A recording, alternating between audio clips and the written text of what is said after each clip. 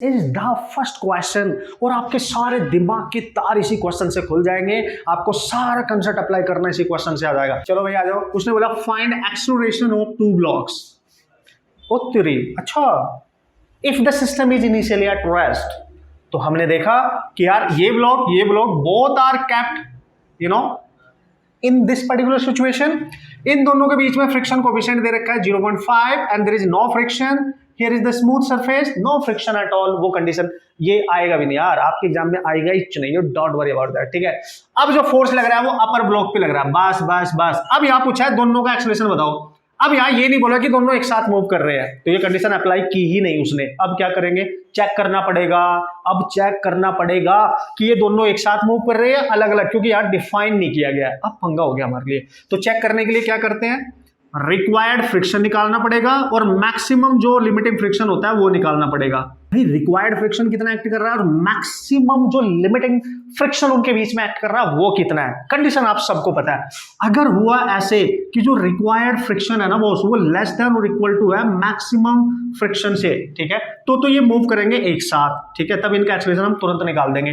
लेकिन भाई अगर रिक्वायर्ड फ्रिक्शन ज्यादा हो गया और मैक्सिमम फ्रिक्शन कम है, लिमिटिंग फ्रिक्शन कम है, तो फिर ये सेपरेटली मूव करेंगे। तो यहां पे चूंकि क्वेश्चन में ये नहीं बोला है कि दोनों मूव कर रहे हैं एक साथ या नहीं कर रहे हैं, जस्ट उसने बोल दिया दोनों का एक्सेलरेशन निकाल दो, ठीक है। तो ये कंडीशन अप्लाई करनी पड़ेगी। अब यहाँ पे तो कैसे करेंगे सर, चलो देखो, इस पे एक्ट करने वाला फोर्स दे रखा है, तो अच्छी बात है ना बॉस, अच्छी बात है ना। तो सबसे पहले मैक्सिमम जो एग्जिस्ट करने वाला यहाँ पे फ्रिक्शन होता है लिमिटिंग, वो निकालना। वो कैसे निकालेंगे, म्यू एन से सर। तो म्यू क्या होगा सर, 0 पॉइंट है सर। एन क्या लेते हैं सर, ये इस पे नॉर्मल रिएक्शन ऊपर है तो उसका वेट नीचे होगा इस वाले का। इसको मान लो m1, इसको मान लो m2। तो यहाँ पे m1g लेना है, क्योंकि ये का इसका वेट नीचे आएगा तो इसका नॉर्मल रिएक्शन अप जाएगा। ये this is the normal reaction, क्योंकि या तो फ्रिक्शन है नहीं, तो ये नॉर्मल रिएक्शन इसके वेट के इक्वल होगा।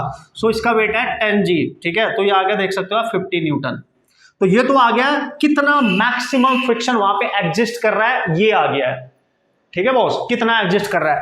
अगर रिक्वायर्ड फ्रिक्शन इससे ज्यादा हो गया तो ये अलग अलग मूव करेंगे, अगर कम रहा तो ये दोनों साथ में मूव करेंगे। अब सर वो रिक्वायर्ड फ्रिक्शन कैसे निकालेंगे, चलो भाई, रिक्वायर्ड फ्रिक्शन हमेशा कैलकुलेट किया जाता है by making the free body diagram of that block जिस पे एक्सटर्नल फोर्स नहीं लगा है, उसको यूज करो। यानी इस पे नहीं लगा है तो इसका एफबीडी बना लो, ठीक है, आ जाओ, इसका एफबीडी बनाएंगे सर। तो ये इसके साथ अगर हम ये मान ले कि ये दोनों एक साथ मूव कर रहे हैं, इफ वी कंसीडर कि दोनों एक साथ मूव कर रहे हैं, ये मानना ही पड़ेगा, इफ वी कंसीडर, ठीक है, बोथ, ठीक है ना, मूविंग साइमल्टेनियसली। तो क्या करना है सर, ये m2 है और चूंकि इस पे फ्रिक्शन आगे को लगेगा, इसको आगे लेके जा रहा है, तो इसका फ्रिक्शन मान लो रिक्वायर्ड ये है, ठीक है जी। इसका एक्सेलरेशन कुछ मान लो a, तो Fr इक्वल टू हम लिखेंगे m2 into a। Clear and clear, मस्त तरीके से क्लियर, ठीक है। तो क्या करने वाले हैं सर, अब हम ये करने वाले हैं बॉस, इसका मास देख लो कितना है और हम ये मान के चल रहे हैं कि इसका एक्सेलरेशन कितना है, वो निकालना पड़ेगा। हमने मान लिया कि अगर ये हम मान लें कि दोनों के दोनों एक साथ मूव कर रहे हैं, है ना, let us we consider both move together, ठीक है। तो ये निकाल सकते हो आप a, अगर दोनों एक साथ चल रहे हैं तो नेट फोर्स F है ओवर m1 प्लस m2, ठीक है भाई। तो a यहां से निकाल लो, नेट फोर्स है 50 और दोनों का मास है 10 हो जाएगा। तो ये a आ गया 2.5 मीटर पर सेकेंड स्क्वायर, ये मान के किया है हमने, ठीक है।